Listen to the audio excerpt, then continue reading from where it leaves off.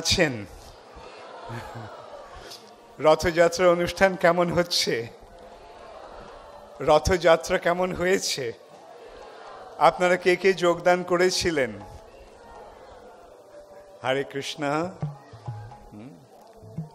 জগন্নাথের রথযাত্রা কলকাতা তথা বঙ্গভূমিতে চিরকাল চলে আসছে। আমরা ছোটবেলায় কবিতা পড়েছিলাম না, বসেছে আজ রথের তলায় স্নান যাত্রার মেলা, সকাল থেকে বাদল হলো ফুরিয়ে এলো বেলা। কার কার মনে আছে? কি এই কবিতা তোমরা পড়োনি?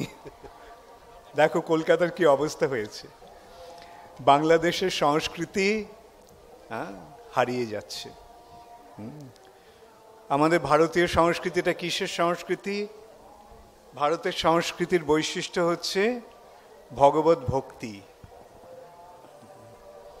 ভগবানকে কেন্দ্র করেই আমাদের ভারতবর্ষের জীবন, আমাদের বৈদিক সংস্কৃতি। কেননা মানব জীবনের প্রকৃত উদ্দেশ্য হচ্ছে ভগবত ভক্তি লাভ করা। Can you tell them to lower the mic? That's too loud there.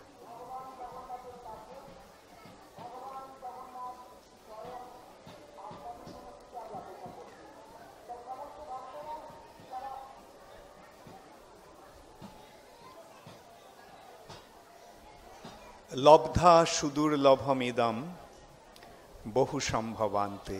আমাদের শাস্ত্রে বলা হয়েছে যে বহু সম্ভাবনার পর এই মনুষ্য জীবন লাভ হয়। আর এই মনুষ্য জীবন প্রথমত অনিত্য, এবং প্রথম কথা হচ্ছে এটা দুর্লভ, এবং এই জন্মটা যে কখন, এই জীবনটা যে কখন শেষ হয়ে যাবে তারও কোনো নিশ্চয়তা নেই।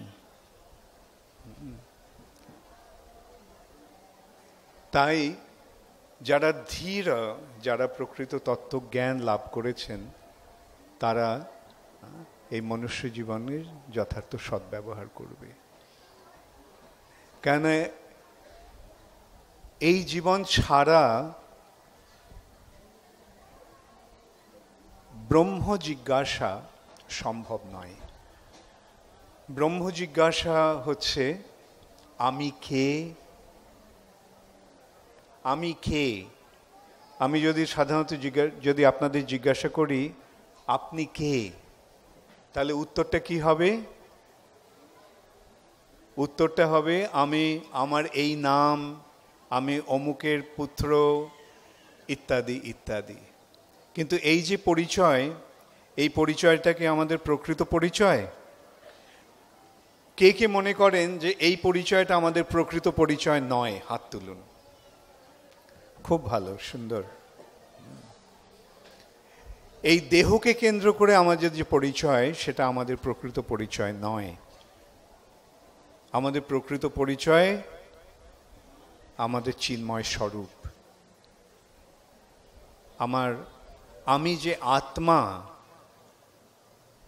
তাকে জানা। দেহটা জড়, জড় হচ্ছে অচেতন। এখন এই অচেতন জড় শরীরে চেতনা কেন এসেছে?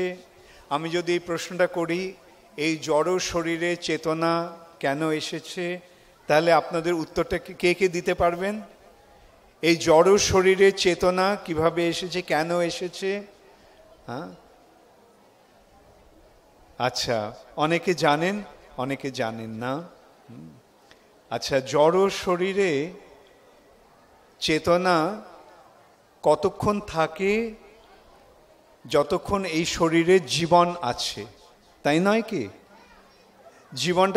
জীবনটা শেষ হয়ে যায় যখন, তখন তাকে আমরা কি বলি? মৃত্যু। অর্থাৎ যখন মৃত্যু হয় তখন এই শরীরে চেতনা থাকে? আচ্ছা, এখন যদি আমি প্রশ্ন করি মৃত্যু কেন হয়, কখন হয়, তাহলে কি উত্তর হবে? এই উত্তরটা কে কে দিতে পারবেন? হ্যাঁ, আচ্ছা, এই উত্তরটা কে কে জানতে চান হাত তুলুন। ওকে, যখন কারোর মৃত্যু হয় তখন যদিও শরীরটা সেখানে পড়ে থাকে, আমরা কি বলি? ও চলে গেছে, তাই না? দেহ ত্যাগ করেছে, দেহটা ত্যাগ করেছে, দেহ ত্যাগ করেছে। এখন কে দেহ ত্যাগ করলো? দেহটা কে ত্যাগ করেছে? এই উত্তরটা কে কে জানেন? এই উত্তরটা কে কে জানতে চান? আর কে কে আলস্য ভরে হাত তুলছেন না?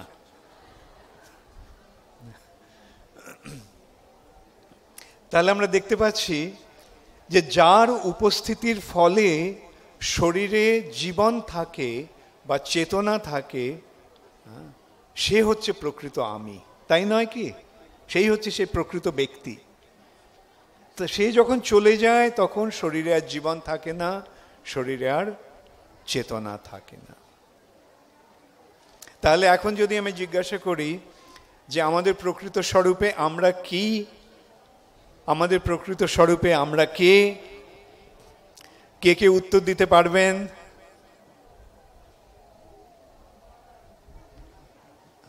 অনেক হাত উঠেছে, ভালো। নাকি আমি আরেকবার বুঝিয়ে দেব? আরেকবার বোঝাবার চেষ্টা করব? আচ্ছা, দেহটার যখন মৃত্যু হয় তখন আমরা কি বলি? আমরা কি বলি? যে উনি চলে গেছেন, উনি দেহ ত্যাগ করেছেন, বলি না? ও পরলোকগত হয়েছে, পরলোকগত হয়েছে। কে হয়েছে? দেহটা হয়েছে না অন্য কেউ? কে হয়েছে? কে চলে গেছে? যার চলে যাওয়ার ফলে দেহটার মৃত্যু হয়েছে। এটা খুব সরল প্রশ্ন, কিন্তু এর উত্তরটা অত্যন্ত জটিল। কিন্তু যখন উত্তরটা আমরা পেয়ে যাই তখন সেটা সরল হয়ে যায়। এখন আমি যদি বলি যে আত্মার উপস্থিতির ফলে দেহে জীবন থাকে, আত্মা যখন দেহ থেকে চলে যায় তখন দেহের মৃত্যু হয়। আচ্ছা, এটা কে কে মেনে নিয়েছেন? আচ্ছা, তাহলে এখন আমি জিজ্ঞাসা করি যে আমাদের স্বরূপে আমরা কে? আচ্ছা, কে কে মেনেছেন যে আমাদের স্বরূপে আমরা আত্মা? অনেক ধন্যবাদ। দেখুন, এই সরল সত্যটাকে তুলে ধরার জন্যই আমাদের সমস্ত প্রচেষ্টা। ইসকনের একমাত্র উদ্দেশ্য হচ্ছে মানুষকে তার প্রকৃত পরিচয়টা জানিয়ে দেওয়া। এখন আমরা যদি আরেকটু এগোতে চাই, এখন আমরা এটা তো মেনে নিলাম যে আমাদের স্বরূপে আমরা আত্মা। আচ্ছা, এখন এই আত্মা কি জড় জগতের বস্তু, না আত্মা অন্য কোনো জগৎ থেকে এসেছে? কে কে মনে করেন যে আত্মা অন্য জগৎ থেকে এসেছে? আচ্ছা আচ্ছা, এখন যদি আমি জিজ্ঞাসা করি আত্মার স্বরূপটা কি? আত্মার জন্ম হয়? জন্ম কার হয়? ভেরি গুড, আমি অনেক শুনতে পাচ্ছি দেহের। দেহের জন্ম কখন হয়? দেহের জন্ম কখন হয়? যখন আত্মা একটা নতুন দেহ গ্রহণ করে, ধারণ করে, তখন আমরা বলি জন্ম হয়েছে। কার জন্ম হয়েছে? দেহটির জন্ম হয়েছে। আর আত্মা যখন দেহটি ছেড়ে চলে যায় তখন আমরা বলি মৃত্যু হয়েছে। কার মৃত্যু হয়েছে? দেহের মৃত্যু হয়েছে। তাহলে আত্মার কি জন্ম হয় না মৃত্যু হয়? হ্যাঁ, এই কথা দেখুন ভগবদ গীতায় ভগবান অত্যন্ত সরলভাবে বুঝিয়ে দিয়েছেন। এই যে কথাগুলি আমি এখন বললাম এগুলি সমস্ত ভগবদ গীতার কথা। ভগবদ গীতা হচ্ছে সমস্ত বেদের সারাতি সার। এই ভগবদ গীতা কার থেকে আমরা পেয়েছি? কে কে জানেন ভগবদ গীতা কে দিয়েছেন? আচ্ছা, ভগবদ গীতা পরমেশ্বর ভগবান শ্রীকৃষ্ণ দিয়েছেন। গীতা, গীত ভগবান গেয়েছেন, গেয়েছেন, এটা ভগবান যেন সঙ্গীতের মতো এটা গেয়েছেন, ভগবদ গীতা।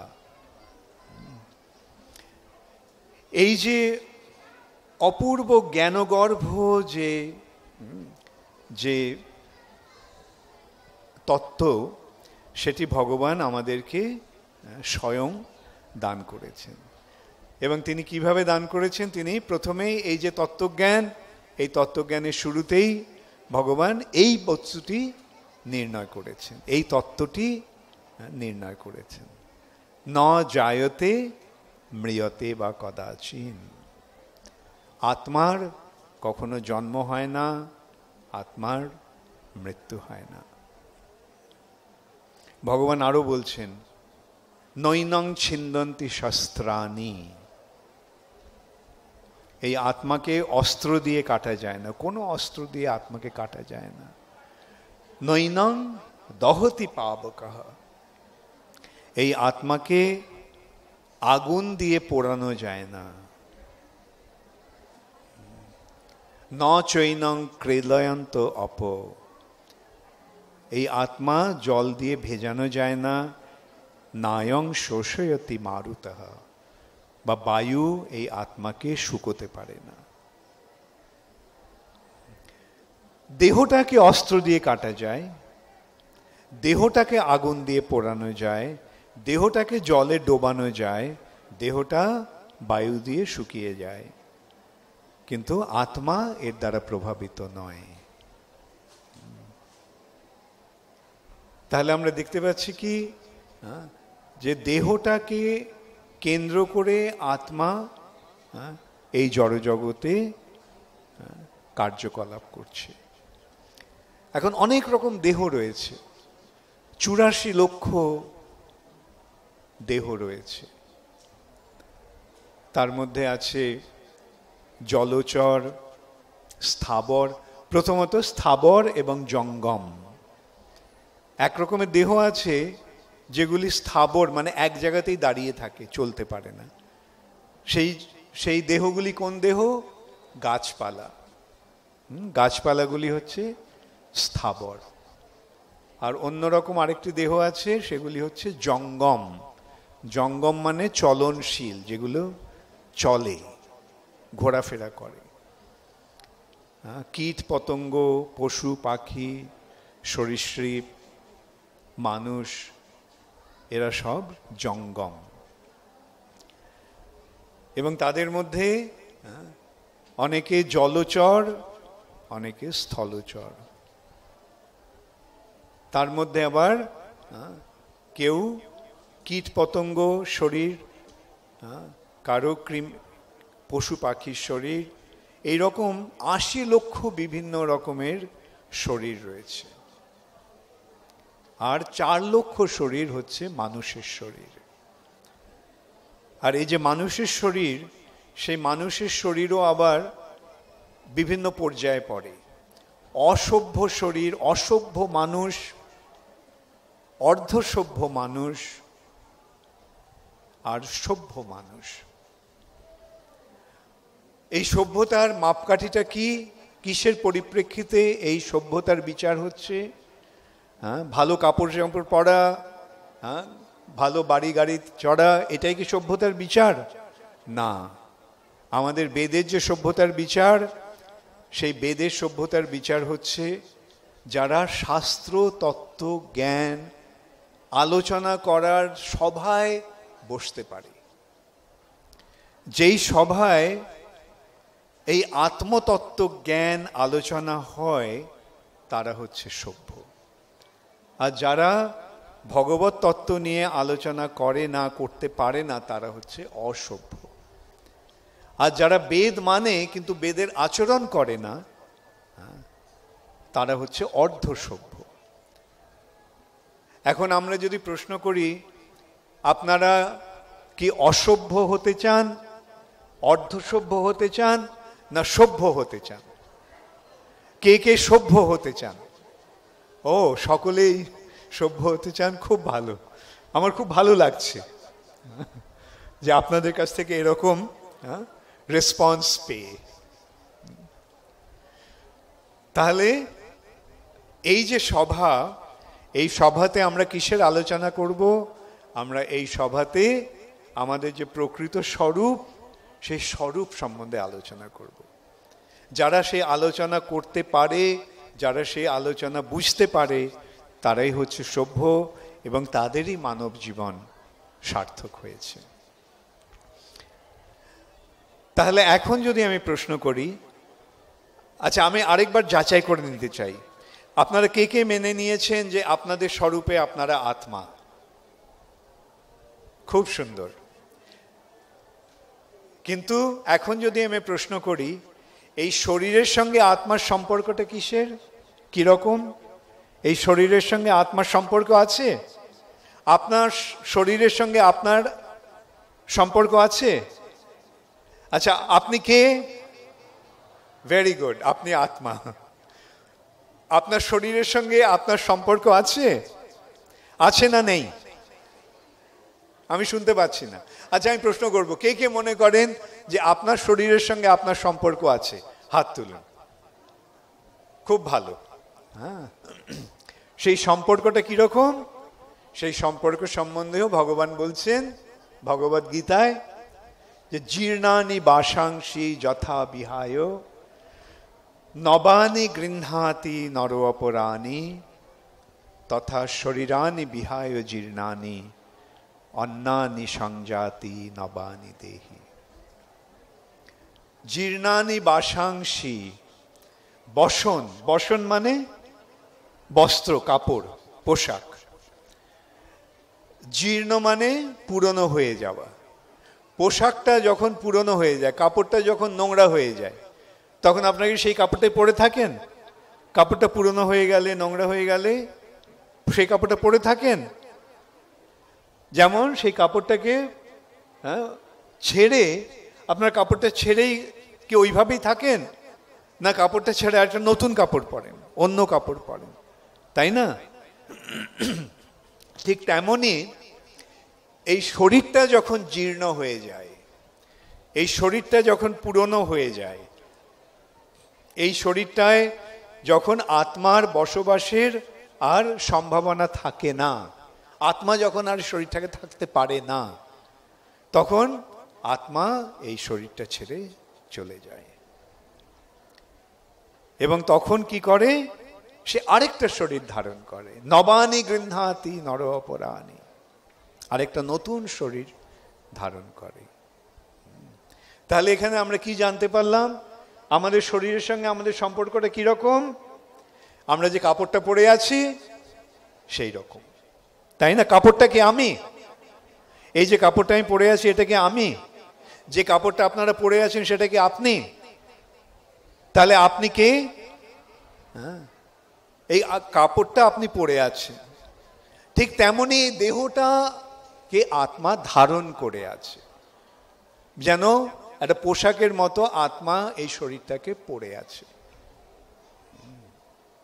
তাহলে এখন বোঝা গেল আত্মার সঙ্গে শরীরের কি সম্পর্ক, বা উল্টোভাবে বলবো আমি, শরীরের সঙ্গে আত্মার কি সম্পর্ক।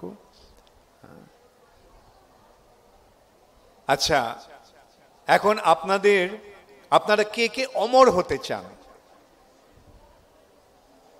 আমরা বলি না মরিতে চাহি না আমি সুন্দর ভুবনে, তাই না?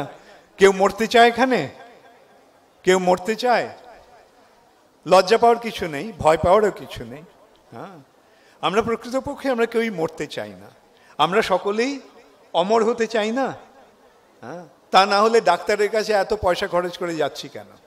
এত পয়সা খরচ করে ওষুধ কিনছি কেন? কেন করছি? বেঁচে থাকার জন্য। হ্যাঁ, কোনো রোগ হলেই সঙ্গে সঙ্গে আমরা ছুটছি রোগটা সারাবার জন্য, কেননা হ্যাঁ এই রোগের মাধ্যমে আমাদের মৃত্যুর সম্ভাবনা। হ্যাঁ, তাহলে কেউ মরতে চায়? কেউ মরতে চায় না। অর্থাৎ সকলে অমর হতে চায়, সকলে অমর হতে চায়। হ্যাঁ, আচ্ছা, তাহলে এখানে যদি আমরা বিচার করি, আত্মার মৃত্যু হয়? আত্মার মৃত্যু হয় না। আপনি কে? শরীর না আত্মা? আত্মা। আচ্ছা, আত্মার মৃত্যু হয় না, আপনি আত্মা, তাহলে আপনার মৃত্যু হবে? হ্যাঁ, হবে কি হবে না? না। Very good. তাহলে দেখলে কত সহজে আমরা অমরত্ব লাভ করতে পারি। হ্যাঁ, সেই জন্য এই যে বৈদিক তত্ত্বজ্ঞান, সেই জ্ঞানটাকে বলা হচ্ছে অমৃত। শৃণ্বন্তু বিশ্বে অমৃতস্য পুত্রা। আমাদের বেদে এই কথাটি বলা হচ্ছে যে আমরা সকলে অমৃতের পুত্র। আমরা যদি অমৃতের পুত্র হই তাহলে কি আমাদের মৃত্যু হবে? তবে একটা জিনিস, যে আমাদের পিতার সঙ্গে আমাদের পরিচয়টা স্থাপন করতে হবে। পিতার সঙ্গে পরিচয় যদি না স্থাপন হয় তাহলে কি আমরা আমাদের প্রকৃত পরিচয় লাভ করতে পারবো? পারবো না। এখন যদি আমি প্রশ্ন করি যে আমাদের পরম পিতা কে? আমাদের পিতা কে? হ্যাঁ, ভগবান। এই দেহের পিতামাতা আছে, এই দেহটার পিতামাতা আছে, তাকে আমরা জানি, তাকে আমরা চিনি, কিন্তু আত্মার পিতা কে? আত্মার মাতা কে? হ্যাঁ, এই আমাদের শাস্ত্রে বলা হচ্ছে আত্মার পিতা হচ্ছে বেদ, পিতা হচ্ছেন শ্রী গুরুদেব, আর আত্মার মাতা হচ্ছে বেদ, বেদ ও মাতা। পিতা মাতার মাধ্যমে আমাদেরকে নতুন জন্ম দান করছেন। কিসের জন্ম? আত্মার জন্ম। তাই জন্য এই যে মানুষের শরীর, যারা উচ্চ স্তরের মানুষ, হ্যাঁ, যারা এই আত্মতত্ত্বজ্ঞান লাভ করতে চায়, হ্যাঁ, তাদেরকে দ্বিতীয় জন্ম গ্রহণ করতে হয়। তাই তাদের বলা হয় দ্বিজ। দ্বিজ, দ্বিতীয়বার যার জন্ম হয়, দুবার যার জন্ম হয়েছে। সাধারণত লোকেরা মনে করে যে দ্বিজ মানে হচ্ছে ব্রাহ্মণ, আর ব্রাহ্মণ মানে হচ্ছে যার ব্রাহ্মণ পরিবারে জন্ম হয়েছে সে ব্রাহ্মণ। কিন্তু আমাদের শাস্ত্রে বলা হচ্ছে না, তা নয়। বলা হচ্ছে জন্ম না জায়তে শূদ্র। জন্ম অনুসারে সে যেই হোক না কেন সে শূদ্র। সংস্কারাৎ ভবতি দ্বিজ। সংস্কারের মাধ্যমে, এই সংস্কারটা কি? সদ্গুরুর কাছে দীক্ষা গ্রহণ করার মাধ্যমে বৈদিক তত্ত্বজ্ঞান লাভ করা। তার ফলে দ্বিজত্ব, দ্বিতীয় জন্ম লাভ হচ্ছে। সংস্কারাৎ ভবতি দ্বিজ। তখন বেদ অধ্যয়ন করার যোগ্যতা লাভ হয়। বেদ পাঠাৎ ভবেদ বিপ্র ব্রহ্ম জানাতি ইতি ব্রাহ্মণ। এবং যখন ব্রহ্মকে, পরম তত্ত্বকে, আধ্যাত্মিক তত্ত্বজ্ঞান যখন লাভ হয় তখন তাকে বলা হয় ব্রাহ্মণ। এই ব্রাহ্মণত্ব জন্ম অনুসারে হয় না, এটা গুণ ও কর্ম বিভাগস্য। ভগবান গীতাতে বলছেন যে চাতুর্বর্ণং ময়া সৃষ্ট, চারটে বর্ণ, ব্রাহ্মণ, ক্ষত্রিয়, বৈশ্য, শূদ্র, চাতুর্বর্ণং ময়া সৃষ্ট, আমি সৃষ্টি করেছি। গুণ ও কর্ম বিভাগস্য, গুণ এবং কর্ম অনুসারে।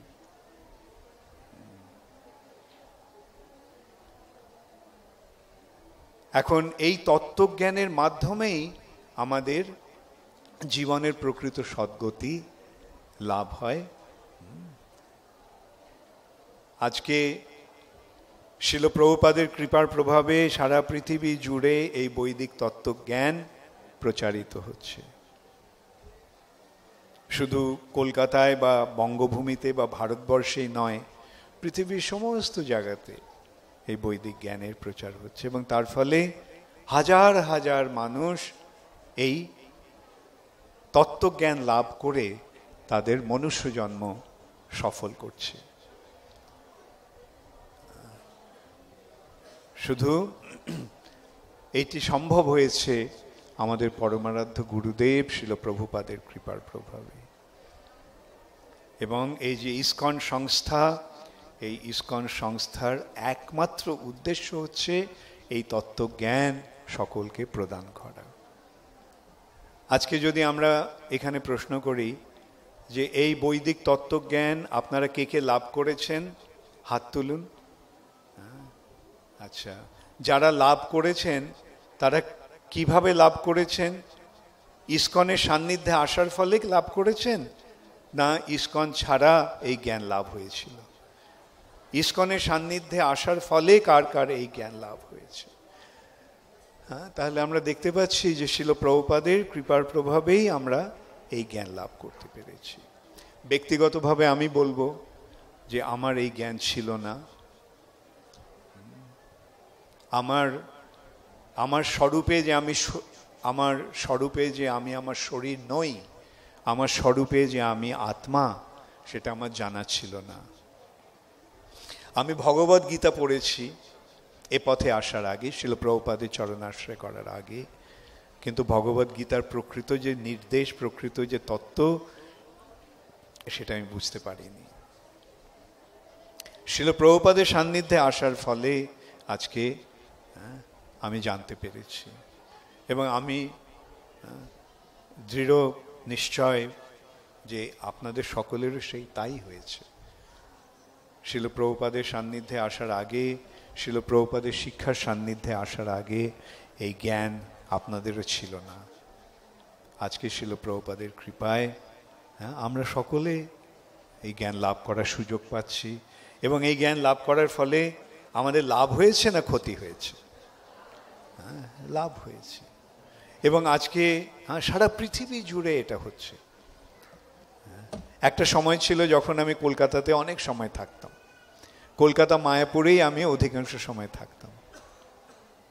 এখন কলকাতায় বছরে একবার দুবার আসা সম্ভব হয়, কেননা বিদেশে এত কাজ রয়েছে, এত মানুষ এই জ্ঞান লাভের প্রয়াসী, তাই তাদের কাছে এই জ্ঞানটি পৌঁছে দেওয়ার জন্য আমাদের জায়গায় জায়গায় ঘুরে বেড়াতে হয়। অনেকে দুশ্চিন্তাগ্রস্ত হয়ে পড়েছে আমি এত ভ্রমণ করছি বলে, কিন্তু কি না করে তো উপায় নেই। যে আমরা মুষ্টিমেয় কয়েকজন যারা আছি ইসকনে, আমাদের প্রচার করতে হচ্ছে। তবে মহাপ্রভু কি নির্দেশ দিয়েছেন? ভারত ভূমিতে হইল মনুষ্য জন্ম যার, জন্ম সার্থক করি করো পর উপকার। যাদের এই ভারত ভূমিতে মনুষ্য জন্ম লাভ হয়েছে তাদের কি করা কর্তব্য, তাদের কি করণীয়? জন্ম সার্থক করি করো পর উপকার। এই যে পর উপকার, সেই পর উপকারটা কীরকম? পর উপকারটা শুধু ওই খেতে দেওয়া, পড়তে দেওয়া, চাকরি জোগাড় করে দেওয়া, এটাই কি পর উপকার? এটাও আমরা করছি। যেমন এখানে আজকে হাজার হাজার মানুষকে প্রসাদ দেওয়া হচ্ছে, অন্নদান করা হচ্ছে। আমরা কেবল অন্নদান করছি না, আমরা ভগবত প্রসাদ প্রদান করছি। আমরা অনেক মানুষকে এই পথে অগ্রসর হওয়ার বাণী পৌঁছে দিচ্ছে, এবং সেইটাই হচ্ছে প্রকৃত পর উপকার। প্রকৃত পর উপকার তখনই হয় যখন প্রকৃত সমস্যার সমাধান হয়। এই জগতে সবচাইতে বড় সমস্যাটি কি? এই জগতে সবচাইতে বড় সমস্যা হচ্ছে মৃত্যু, তাই নয় কি? সমস্ত সমস্যাগুলি ওই মৃত্যুকে কেন্দ্র করে।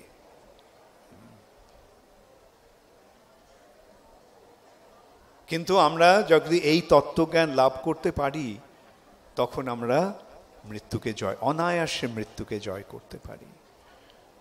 যে কথা আমি আগে বললাম, যে এই জ্ঞান লাভের ফলে আমরা অমৃতত্ব লাভ করি, আমরা অমর হয়ে যাই। কেননা আমরা প্রকৃত স্বরূপে আমরা সকলেই অমর। আমাদের স্বরূপটাকে ভুলে যাওয়ার ফলেই আমরা মরণশীল হয়েছি। যেহেতু আমরা এই শরীরটাকে আমার স্বরূপ বলে মনে করছি, এবং তাই যখন শরীরটা ছেড়ে আমাকে চলে যেতে হচ্ছে, তখন আমি ভাবছি এই শরীর আমার মৃত্যু হলো, আমার মৃত্যু হলো। যেহেতু আমার এই পরিচয়টা কেবল এই শরীরটাকে কেন্দ্র করে, তাই আমি মনে করছি আমার মৃত্যু হবে বা আমার মৃত্যু হলো। কিন্তু আমি যদি জানতে পারি এই শরীরটা আমার একটা বাহ্যিক আবরণ, সেই আবরণটাকে ছেড়ে আমি আমার প্রকৃত স্বরূপে যখন আমি অধিষ্ঠিত হতে পারি, তখনই আমাদের জীবন সার্থক হয়।